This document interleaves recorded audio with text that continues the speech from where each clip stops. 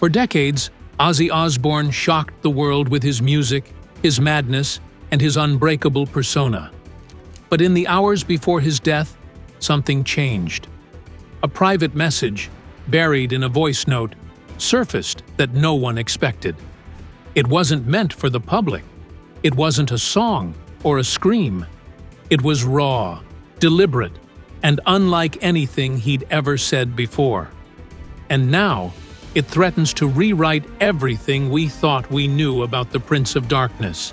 Who was Ozzy really speaking to, and what truth was he trying to set free? Let's find out. The Osbourne mansion was unusually quiet that night. The house, typically alive with staff, family, and a rotating carousel of visitors, had emptied out by late evening. Sharon had flown to London for business, and the rest of the family assumed Ozzy was sleeping, his body weakened from months of recurring health battles. But what no one realized was that, in the privacy of his study, Ozzy was recording what would become the most haunting moment of his legacy, his final message. It wasn't done in front of a camera. There was no dramatic lighting, no rehearsed speech. Just Ozzy, slumped in a leather chair, staring at an old voice recorder that had belonged to his father. This was his ritual, one few people knew about. Whenever the noise of fame became too loud, Ozzy would retreat to the study, grab the recorder, and speak freely. No assistants, no publicists, just his voice, his thoughts, and sometimes his regrets. The tapes were never labeled, just tossed into a wooden box near the fireplace, gathering dust. But this time was different. Ozzy had been spiraling in recent months. After decades of battling addiction, illness, and the ghosts of stardom, something had finally begun to break in him. Jack noticed it in his voice, how it trembled even when Ozzy insisted he was fine. Kelly saw it in his eyes, no longer wild with mischief, but vacant with exhaustion. And yet, no one knew he'd left behind a message. Not until the following week, when the family began organizing Ozzy's personal effects, did Jack stumble upon the recorder. He pressed play, expecting some rambling lyrics, maybe a half-finished song idea.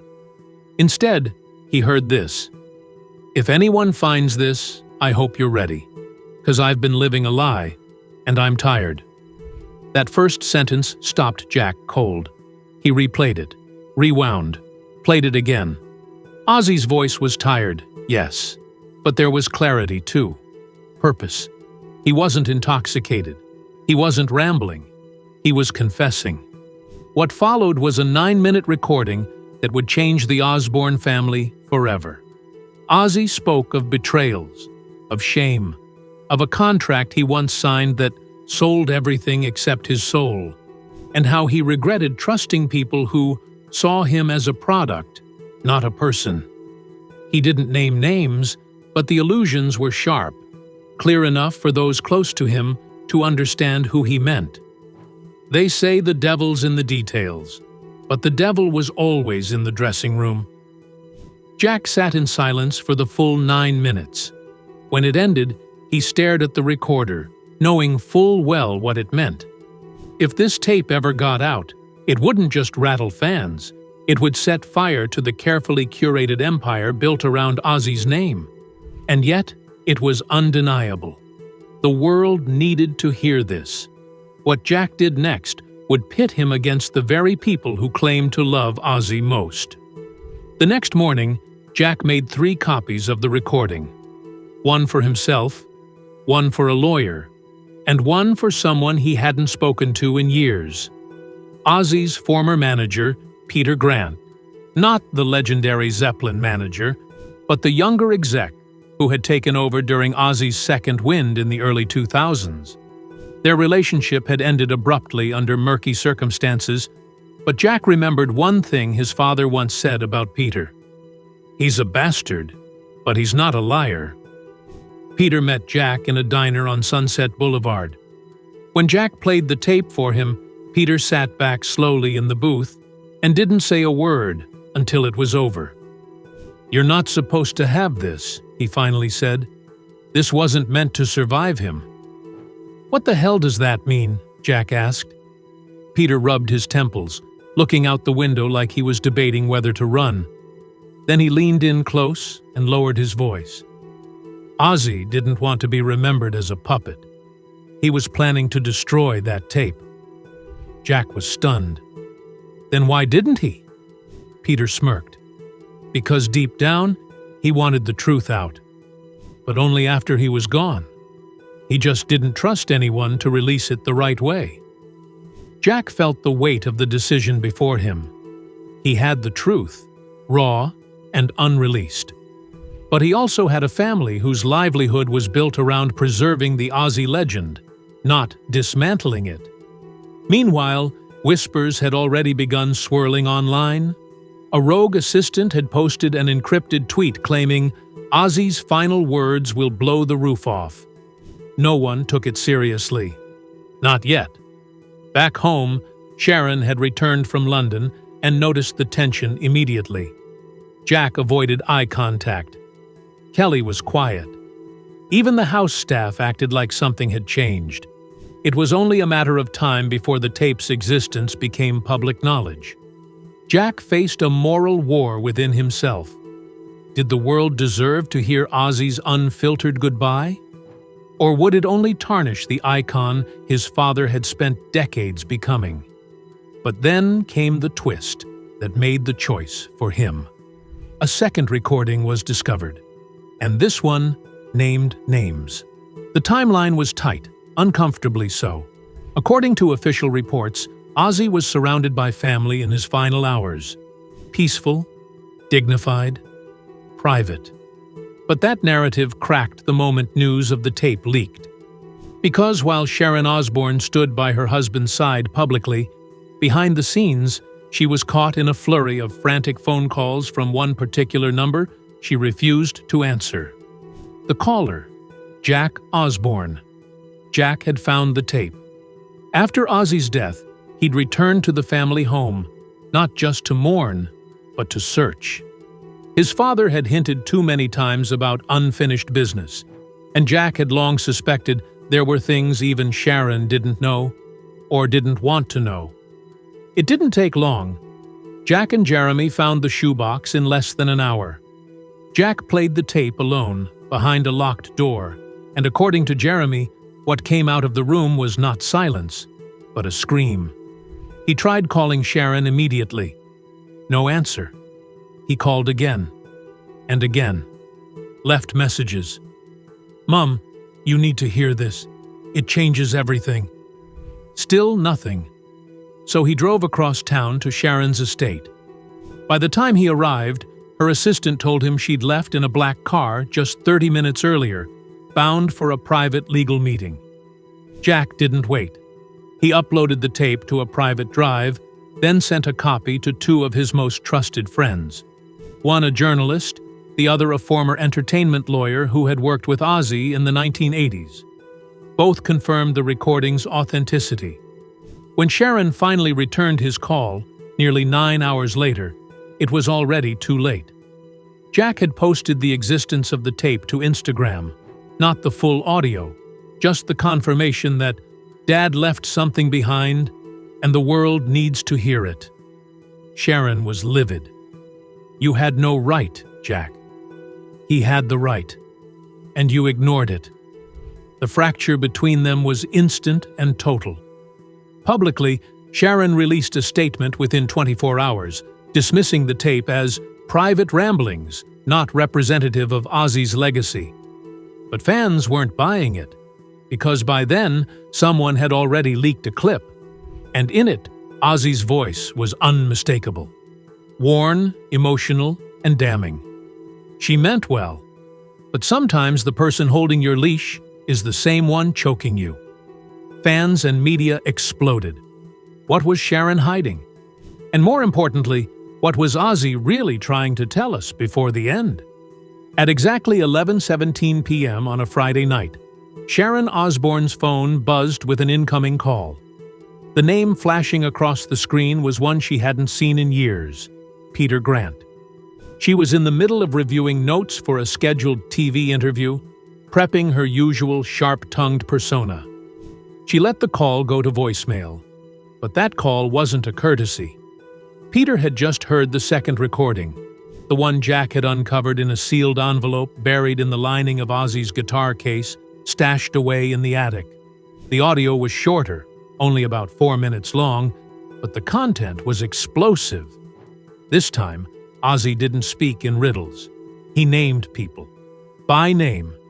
He accused a former label executive of siphoning off millions from his royalties, referencing a hidden clause from a 1997 re-release deal that funneled profits into a silent partner's account. He referenced a long-standing feud with another rock legend, one he claimed sabotaged his tour to gain a headline spot at Ozfest. And in the most gut-wrenching moment, he accused a member of his own inner circle of choosing fame over family. A betrayal he said he never recovered from. Peter didn't want to be the one holding this kind of powder keg. He called Sharon because he believed, despite everything, she deserved to know before it went nuclear. But she never picked up. And so, Peter made a second call, this time to a journalist. The story moved faster than anyone anticipated. Within 24 hours, rumors began circulating that a recording from Ozzy had been leaked, and that the contents could threaten reputations and rewrite contracts. Rolling Stone posted a cryptic teaser. TMZ was circling the Osbourne compound like vultures. And by the next morning, Sharon finally returned Peter's call. "What the hell did you do?" she snapped. "What you didn't," Peter replied. That conversation would become the first volley in what insiders began calling the Osbourne Divide, a quiet but brutal war over Ozzy's legacy. Behind the scenes, Sharon scrambled to control the damage. Legal teams were activated. Cease and desist letters were drafted. But the problem was simple. The tape was real, and Jack had multiple copies. Sharon confronted her son in the hallway of their home. "You don't understand what you're doing," she said. "This isn't about truth. It's about everything we've built." But Jack fired back. "No, this is about truth. You want Dad remembered as a brand. I want him remembered as a man." And then came the real bombshell. Jack wasn't alone. Kelly backed him. That meant the battle lines were officially drawn, not just between old associates and the press, but inside the Osbourne family itself, all over one voice, and the secrets it spilled. Long before Ozzy ever pressed record on those final messages, he had already been trying to speak his truth, just not in words the world recognized. He was doing it through music. In the months before his death, Ozzy had been secretly working on a series of unfinished demos. Not the polished metal anthems fans were used to, but stripped-down, eerily poetic ballads filled with references to shadows behind the curtain and a silent theft. They were darker than usual, not horror dark, truth dark. The demos were stored on a password-protected drive labeled simply Ashes. When Jack found them, the hairs on his arms stood straight up. One of the lyrics, repeated in a whisper-like loop, said, "You sold me like a show, behind the glass and gold. Now the devil's in my home, wearing clothes I used to own." Jack played the recordings for Peter, who immediately said, "This isn't art, this is testimony." That was when they realized something Ozzy's fans, and even his wife, had missed. For over a year, Ozzy had been orchestrating a slow, poetic confession, hidden in plain sight. Through unreleased music, scribbled lyrics in notepads, and finally, the voice recordings. But now, those songs became legal liabilities. If released, the lyrics could be interpreted as defamation by the industry figures Ozzy seemed to be calling out. If suppressed, they would become the subject of intense speculation and conspiracy. But there was one person who had already heard these demos months earlier and had tried to bury them. His name was Thomas Reznor, an executive producer who'd worked with Ozzy on his final album. Thomas allegedly told Sharon that the demos were career suicide and should never see daylight. Sharon, trusting Thomas's instincts, quietly shelved the tracks until Jack found them again.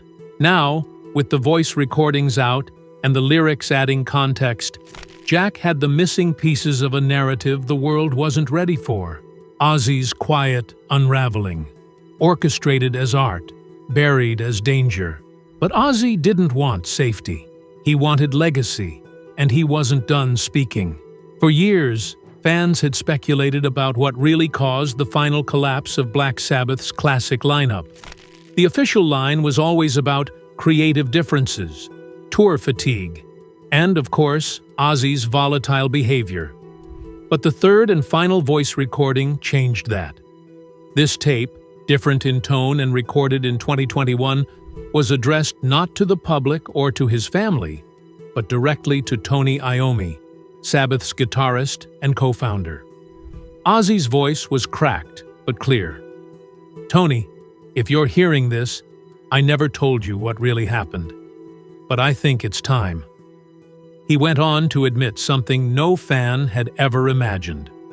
During Sabbath's 2005 reunion tour planning, Ozzy was offered a solo deal by a major streaming platform that required him to sabotage the reunion behind the scenes. The offer? Creative freedom, full ownership of new masters, and a $10 million upfront payout. The catch? He had to back out of the tour just before it launched, creating a rift so wide that Sabbath could never recover. Ozzy accepted the deal. He regretted it every single day after. "I sold us out," he said, "and I blamed you for the fallout, because I couldn't face what I did." The message was raw, vulnerable, heartbreaking. It shattered decades of assumptions about the breakup. It reframed Ozzy not just as a victim of fame, but as a man who made desperate, calculated choices under the weight of his own demons. Tony Iommi has not commented publicly about the recording, but insiders say he received a private copy, mailed anonymously the day after Ozzy's death. And with that final confession, the last wall of the Osbourne mythology began to crumble. What remained was not the legend of the Prince of Darkness, but the man he tried to bury beneath it. Tucked away in the far back of an LA recording studio, wedged between unlabeled tape reels and broken drum heads, sat a locked cabinet that hadn't been opened in over a decade. It was a dusty gray vault, untouched since the early 2000s, a time when Ozzy was navigating the razor's edge between a television caricature and a fading icon. What no one knew until recently was that this cabinet held more than just outtakes and forgotten guitar riffs. It held something Ozzy had hidden, a series of video diaries recorded during the darkest, most chaotic years of his life. These weren't polished MTV interviews or reality show B-roll. These were raw, private recordings. A single camera, mounted on a tripod. Ozzy, alone. No audience, no bravado. Just a man unraveling in real time. The tapes, marked only with scratched-on dates, began in 2003, the year the Osbournes reached peak fame, and continued sporadically through 2015. The recordings were haunting. In one, he stares into the lens and mutters, "I don't know who I am anymore. I'm not Ozzy. I'm not John. I'm nothing." In another, he slams a bottle of pills onto a table and shouts, "They don't want me clean. They want me loud." Then, silence. What shook Jack the most wasn't the content. It was the pattern. Across multiple entries, Ozzy appeared to be tracking something, a slow descent. His frustration wasn't just with fame or his health, but with people. Names were mumbled, scratched out on torn bits of paper, often burned in a trash can by the next video. It was as if he were building a map, a quiet audit of those around him, and deciding who was worth trusting. The turning point came in a 2012 entry. Ozzy, clearly shaken, holds up a document. It's partially blurred from water damage, but one name is legible: S. Arden, Sharon's maiden name. "You said you'd protect me," he says to the lens, "but this is your signature." Rumors had long circulated about Ozzy's contract renegotiations during that time. Some whispered that Sharon had structured deals that preserved the empire, but quietly gave her more control, especially over licensing and posthumous rights. This footage seemed to confirm his suspicion. And the worst part? He didn't seem angry. He seemed defeated. Jack watched the footage 3 times in a row. Then he called Kelly. "Do you want to see the real reason Dad stopped writing songs?" he asked. The diaries painted a brutal portrait, not just of addiction, but of someone whose voice had been slowly muted by the very people who claimed to love him most. Now, these tapes, nearly 24 hours of soul-bearing testimony, were in Jack's possession. And with every frame, the fairy tale of the Osbournes crumbled further into ash. It was just past midnight when Jack Osbourne returned to the old family storage unit tucked in the San Fernando Valley. The place had been closed for years, just another casualty of the empire Sharon had tried to streamline. But Jack had a hunch, something his father once said during a rare, sober dinner in 2018. "The truth's in the red case. You know the one." At the time, Jack thought it was just one of his father's cryptic ramblings. But now, armed with everything he had uncovered, the recordings, the lyrics, the diaries, Jack knew there had to be one more piece, one final message that hadn't surfaced yet. And then, there it was, buried beneath a stack of broken tour lights and faded Sabbath merch. A small red Samsonite case, locked and dusty, but unmistakable. He popped the latches. Inside, a worn black notebook, a flash drive, and a crumpled letter addressed only with 2 words: "For them." Jack didn't wait. He sat cross-legged on the concrete floor and opened the notebook. It wasn't a journal. It was a list. Dozens of names: promoters, producers, doctors, friends, family. Every name had a note beside it. Helped, hurt, or, more chillingly, watched. The flash drive contained audio. 1 file, labeled Final Cut. In it, Ozzy's voice was sharper than any of the earlier recordings. He sounded clear, focused, ready. "If you're hearing this, I'm gone. I always wondered if I'd die as the joke or the truth. Turns out, the truth's harder to bury than me." He went on to describe, by name, those who had tamed the monster for profit. He accused the music industry of milking his decline for headlines, feeding his persona as the broken wild man to distract from the man slowly fading inside. And he apologized to his kids, to Tony, even indirectly to Sharon. "I know you all had your reasons. So did I." Then, one last line: "Let them hear me now, when I can't be silenced." Jack stayed in that unit until the sun came up. And by morning, the plan was set. The final message would not be buried. It would be heard. Before Jack could release the recording, he made a courtesy call to Andrew Wakefield, Ozzy's former manager, and the man who had, for 2 decades, shaped much of the Prince of Darkness's brand behind the scenes. Jack thought Wakefield deserved a heads up. It was a mistake. Within hours, Jack received a cease and desist letter from a high-powered law firm representing Wakefield. The claim? The audio was Ozzy's intellectual property, and any distribution without the estate's unanimous consent would be a violation. What Jack didn't know was that Wakefield had been orchestrating a very different kind of posthumous rollout. One built around Ozzy the icon, not Ozzy the human being. Plans were already in place for a commemorative box set, a biopic, and a hologram tour. The final message? It wasn't part of the script. Wakefield flew to LA the next day and showed up unannounced at Jack's door. Cameras caught the two exchanging heated words outside. Wakefield's argument was simple. Ozzy made peace with the chaos. Why dig it up again? Jack's response was just as direct. He didn't make peace. He left a message. What Wakefield feared wasn't legal trouble. It was narrative control. If the final tape went public, the legend of Ozzy Osbourne would no longer be a tidy story of excess, redemption, and legacy. It would be messy, personal, devastating. It would expose truths not only about Ozzy, but about the entire machine that fed on him. But the clock was ticking. Leaks had already begun. An intern at the mastering studio had caught wind of the file and shared cryptic lines on Reddit. A music journalist tweeted about a secret Ozzy audio bombshell. The story was snowballing. And Wakefield knew. Once the file went live, there was no going back. So he made one last attempt. He offered Jack $2 million to shelve the audio and license it exclusively to his team for posthumous framing. Jack refused. And in that moment, the entire empire teetered on the edge of collapse.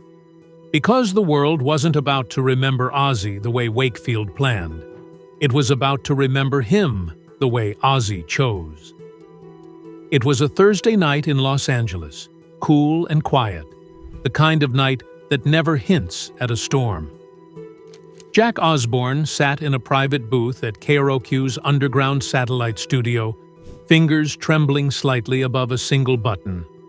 Across from him sat DJ Keenan Webb, an old friend of the Osbourne family and one of the few radio personalities who hadn't sold out to corporate giants. The file was ready. The world was already buzzing. Rumors had gone viral. Fans were circulating grainy screenshots, quote snippets, and doctored audio clips claiming to be from the so-called final Ozzy message. Jack had kept the original intact, untouched, waiting for this moment. At 11:59 p.m., Keenan leaned forward into the mic. What you're about to hear has not been altered. This is the voice of John Michael Ozzy Osbourne. Not the reality star, not the metal god, just the man. And then, silence. Then breath. Then Ozzy's voice. You think you know me. You've seen the blood, the bats, the madness. But none of that was ever the full truth. Not really. Not even close. Listeners froze across the country. Reddit threads exploded. Live streams surged. Within minutes, hashtags like and were trending worldwide. Ozzy went on. They wanted the animal, the wild man. It sold records, got ratings. But what they didn't show you was the part after. The shaking, the crying, the nights I couldn't remember my own name. The tape continued for nearly 22 minutes. It was intimate, brutally honest, and unlike anything fans had ever heard from him. Ozzy spoke about Sharon, not in blame, but in confusion. About how love and business blurred, how he lost track of where we ended and the contract began. I don't hate her, but I don't think she ever knew when to stop managing me and just hold me. He spoke of his children, of guilt, of pride, of never feeling worthy of their forgiveness. And in the final 5 minutes, he spoke about death. Not with fear, but with exhaustion. They're going to turn me into a museum piece, a tour, a product again. But maybe this lets you see me one last time, before they frame me in gold. When the broadcast ended, there was no music, just static. Then Keenan, in a whisper.